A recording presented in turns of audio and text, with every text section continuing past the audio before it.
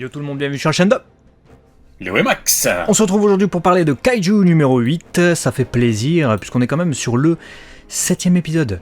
Il y aura 12 épisodes cette saison, voilà on vous le dit, pendant 12 épisodes on sera avec vous pour couvrir cette première saison de Kaiju numéro 8, et puis on va vous donner nos avis, notre analyse dans cette vidéo. Voilà, tout à fait. Si vous êtes abonnés, bien sûr. Voilà, vous êtes nombreux à nous suivre, on vous remercie. Même si YouTube ne nous aide pas en ce moment, vous le savez, c'est pour ça qu'on compte sur vos partages. Mais vous êtes aussi beaucoup à ne pas vous abonner. On compte sur vous, faites le tac, la clochette et tout, bim, au même titre que y a du dégommage dans cet épisode, puisqu'on était resté sur le gars nettoyeur de poubelle là, qui était de dos, qu'on savait être ce fameux kaiju, le chef. Le chef des Banju, des Yoju, il était là en mode qui c'est qui découpe les couilles de mes kaiju, là, il y en a marre et tout. Il en était en mode que va-t-il se passer? Du coup, pour nos deux comparses, nos deux amis, dont Ichikawa qui était face à lui, on a la réponse, il n'a pas fallu attendre longtemps. Ouais, alors il y avait la possibilité d'en voir un mourir. On n'en voit pas un mourir, et il y avait l'évidence qui était que, évidemment, Kafka allait devoir se transformer pour faire face aux champis. C'est ce qui s'est passé. Donc, je dirais pas qu'on a eu une vraie surprise dans cet épisode. Je dirais même qu'on n'en a même pas eu, en fait, de surprise. Cependant, ça m'a plu comment c'était découpé. Parce que c'était suffisamment bien mis en scène pour pouvoir, et notamment grâce au storyboard, 2 intervenants au storyboard. On remercie Atsushi qui fait son retour. Il y a Miya Shingeyuki et également Sano Takayuki au storyboard. Et ce storyboard a permis d'étaler la tension sur l'épisode. Parce qu'en fait, ne voyant pas arriver Kafka, et voyant Fukuhara, je crois qu'il s'appelle, et puis Ichikawa en galère face aux champis, on se dit merde, il y en a un des deux qui va mourir, il y en a un des deux qui va se sacrifier, d'autant plus qu'on a cette espèce d'aller-retour où t'as Cheveux Rose qui va chercher des secours, puis finalement il revient en mode un peu sacrifice pour protéger Ichikawa. Donc là tu te dis ah, là c'est mal barré, Cheveux Rose il va en pâtir, et c'est Ichikawa en fait qui en pâtit. Et là pendant une microseconde tu te dis putain non, ils vont pas tuer Ichikawa quand même. Tu vois, t'y crois pas trop, mais quand même tu te dis waouh. Le gars, il se fait bombarder un peu comme ce qui était arrivé à Kikoru, rappelez-vous, quand Champi lui avait fait face dans l'espèce de test d'aptitude, là. Et là, gros danger pour Ichikawa, qui s'en sort bien, heureusement, et Kafka qui arrive, et je trouve que la mise en scène de son arrivée est plutôt bien jouée, parce que on l'attendait, mais ils l'ont posté à un moment, enfin, ils l'ont fait arriver d'une manière où peut-être on ne l'attendait pas de sitôt, ou peut-être pas là maintenant tout de suite. Tu vois ce que je veux dire? Ouais, mais je suis d'accord avec tout ce que tu viens de dire en fait.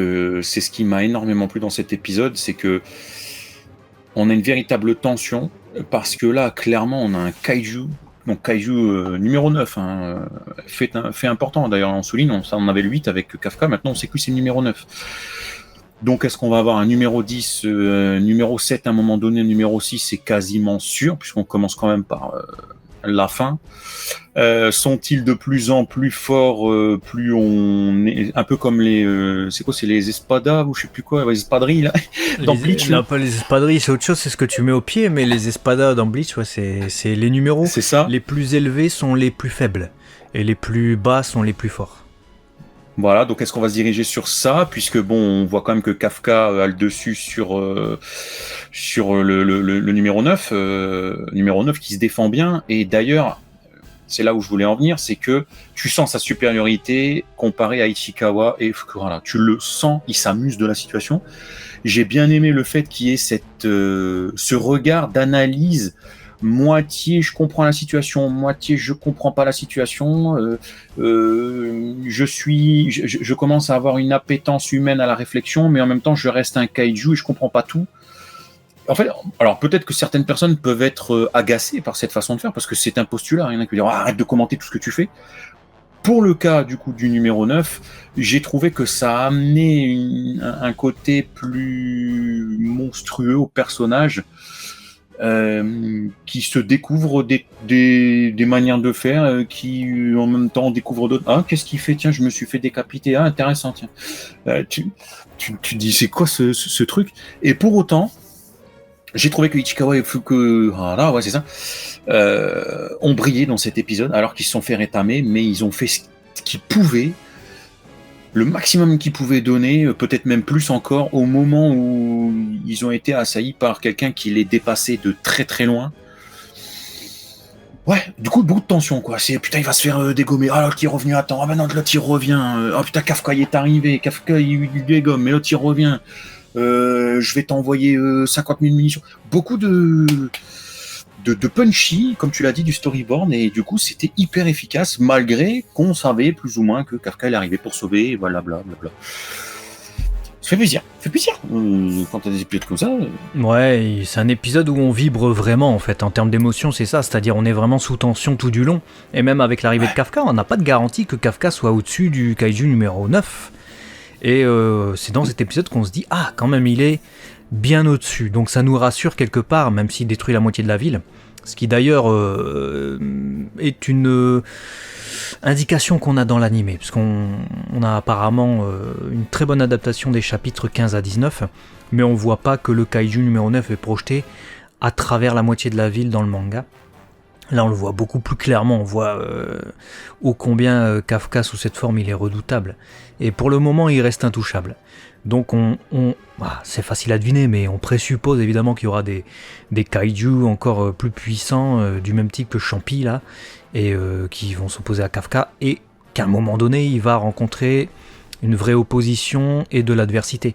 Et puis le fait que le kaiju numéro 9 soit épargné, oui entre gros guillemets, en fin d'épisode, et qui se sauve, un peu à la Vegeta dans Dragon Ball, hein, le manga Dragon Ball Z pour l'animé, fait qu'il va revenir plus fort. Et il connaît au moins maintenant les mouvements et la force aussi, la fortitude du kaiju numéro 8. Numéro 8, ouais, Kafka, numéro 8. Donc, en plus c'est le titre du manga. Donc ça veut dire que maintenant qu'il a ces données-là, ça va changer le game pour la suite. Et autre chose, nous on s'était fait spoiler le nom de ce kaiju champignon. Parce que les produits dérivés, et je vais faire une transition avec la fin de l'épisode, nous ont spoilé pas mal de trucs. Sur One Piece, pour ceux qui suivent One Piece avec nous, vous voyez fréquemment les ayants droit, et notamment Banpresto, qui est l'un des principaux producteurs de figurines, notamment Prize et tout ça, faire très attention, et tant que des scènes n'ont pas été dévoilées dans l'animé, c'est le cas par exemple du Gearfist, Luffy, Gearfist et tout ça, ou de certains combats, Luffy versus Rob Lucci, tout ça, tant que ça n'a pas été dévoilé, il ne nous montre pas les visuels des figurines.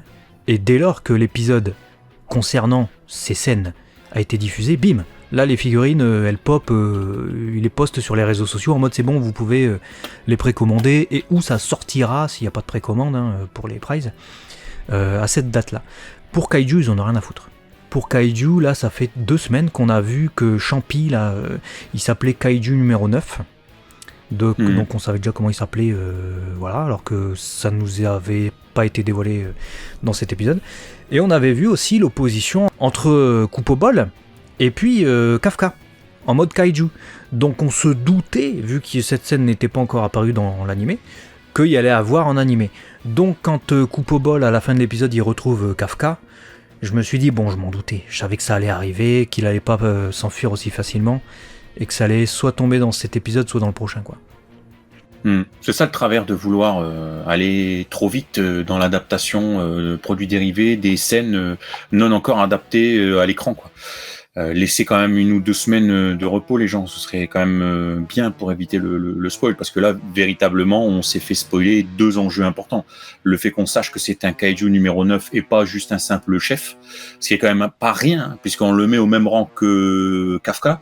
Et deuxièmement, ça peut nous permettre de deviner le scénar, parce que tu te dis, ok, donc les deux s'affrontent, après comme tu dis, il y a Kupobol, donc machin, il l'a vu Kafka transformé, donc il va peut-être le prendre pour le méchant, donc il va l'affronter, ou que sais-je.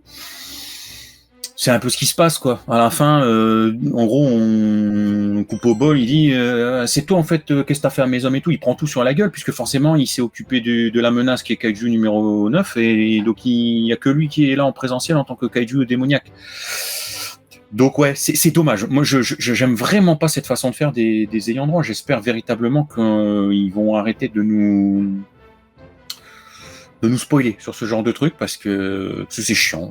Voilà, Oui, c'est chiant et c'est un peu con j'aime. parce que tu vois, le manga Kaiju 8, enfin Kaiju numéro 8 est sorti depuis pas mal de temps. S'ils avaient voulu, si c'était seulement par rapport au manga, ouais, ça a été dévoilé en manga, c'est bon, on peut le faire. Ah, pourquoi tu l'as pas fait il y a des années en fait?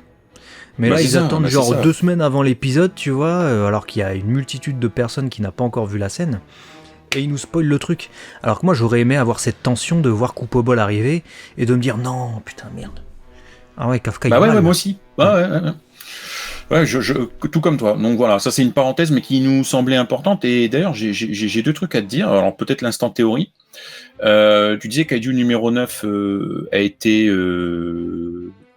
comment on appelle ça, pas préservé, mais Épargné, épargné, merci, je cherchais le scénaristiquement.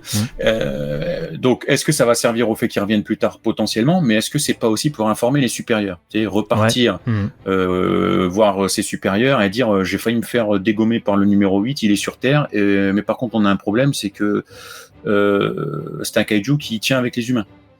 Donc peut-être que c'est là que ça va donner naissance à l'arrivée du Kaiju 7, Kaiju 6, je sais rien, je sais pas quoi, mais quelle autre connerie, mais donc voilà, ça c'était une première piste et théorie. Et tu sais que quand j'ai vu Ichikawa au sol, mais vraiment blessé et proche de la mort, la fameuse théorie où j'avais dit, mais imagine qu'à un moment donné, dans un scénar absolu, parce que c'est vrai que tu soulignais que si jamais Ichikawa pouvait éventuellement devenir un kaiju, j'avais dit le 9 ou le 10, alors avant même de savoir que le 9 c'était Champi, ce serait dans un scénario catastrophe où il n'a pas d'autre choix. J'y ai repensé, je me suis dit, tiens, et imagine ses blessures sont mortelles, il est au bord de la mort, et en fait, je sais pas, moi, Champi se fait rétamer, du coup, l'hôte qui transforme un gars en kaiju, numéro 8, numéro 9, prend Ichikawa comme nouveau, tu vois, nouvel hôte, voilà, il lui faut cette réparation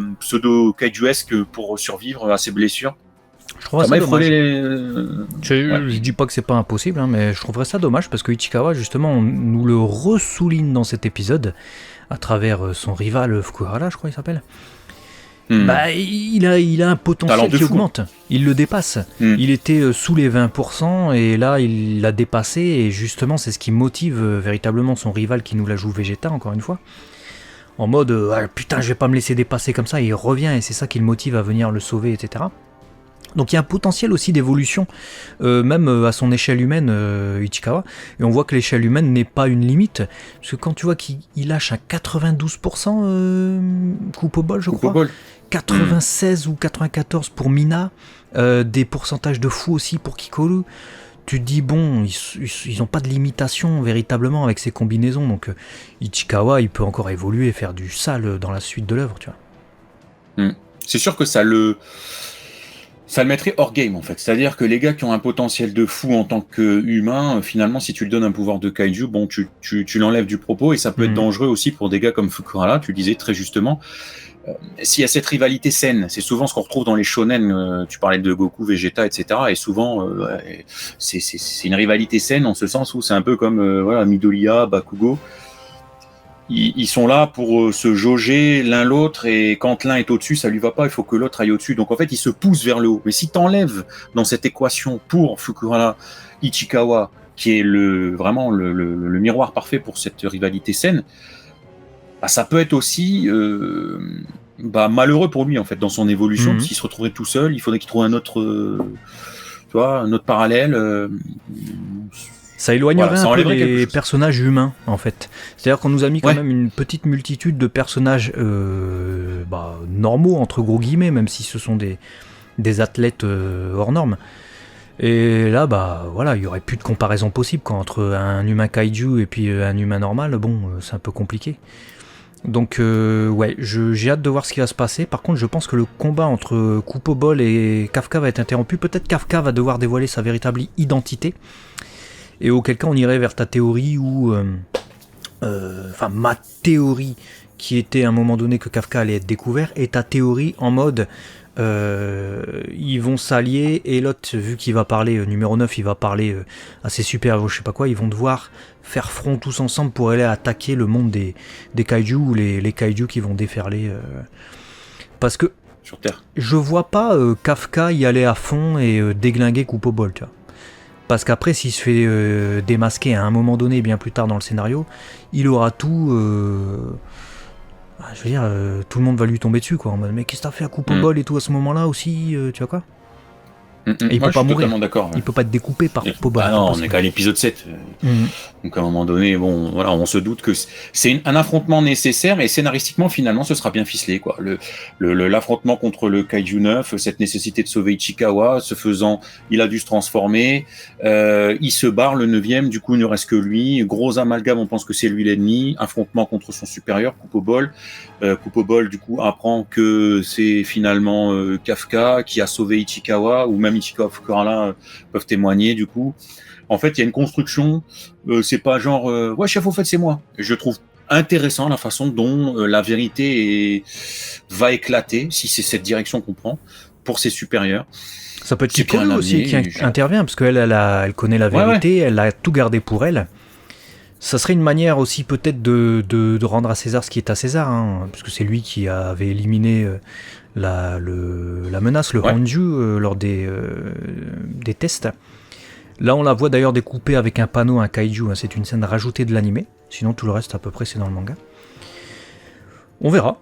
En tout cas, dites-nous vos théories. Si vous êtes comme nous, animé only, bien évidemment, ne spoilez pas dans les commentaires. Hein. Ou alors, si vous voulez spoiler, écrivez en gros spoiler ou spoil, balisez le truc et descendez beaucoup de lignes. Comme ça, on ne le verra pas à moins de dérouler. Ça permettra de discuter également entre viewers de l'animé. Merci à tous d'avoir regardé cette review et n'hésitez pas à la partager, c'est très important, c'est comme ça qu'on fait connaître la chaîne. Voilà, abonnez-vous, on fait plein de bisous et à très vite sur la chaîne 2. Les Wemax, à la prochaine.